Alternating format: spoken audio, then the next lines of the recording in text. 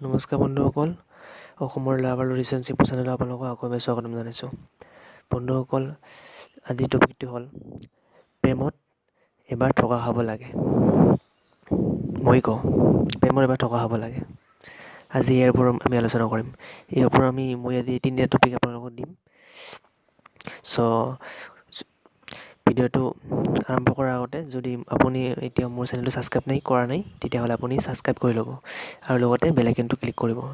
তলত লাল আইকন তাতে বটন আছে, তাতে ক্লিক কৰি পাব যাব।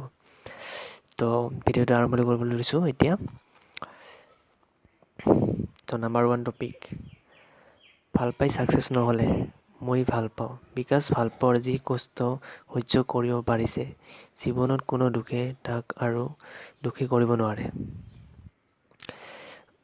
হয় বন্ধুসকল, সেইটো ভাল পাই যায় এবাৰ জীৱনত ভাল পাইছে বা প্ৰেম কৰিছে, প্ৰেম কৰি যাৰ লগত ঠগা হৈছে বা বিশ্বাসঘাতকতা কৰিছে, তাৰ জীৱনত যিকোনো কষ্ট বা দুখ সহ্য কৰিবলৈ তাৰ ফেচটো থাকি যায়, সেইটো শক্তি থাকে।